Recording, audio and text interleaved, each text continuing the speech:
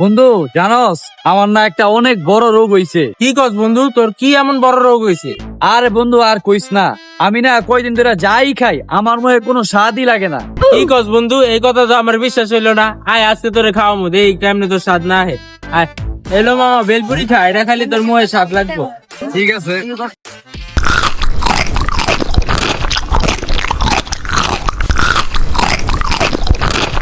না মামা, আমার মুখে স্বাদ লাগে নাই। আচ্ছা তাহলে ঠিক আছে, আয় তোর অন্য কিছু খাওয়াই। अच्छा कुछ तो এলো মামা, এই মুইটা খা, এই মুইটা খাইলে তোর মুখে স্বাদ লাগবো। কিরে মামা, মুখে স্বাদ লাগলো?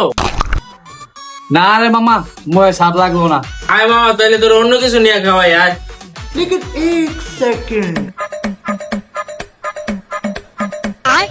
बैगन এই লো মামা, তুই চট্টগ্রামে শরবত খা, এটা খাইলে তোর মুখে স্বাদ লাগবে। আচ্ছা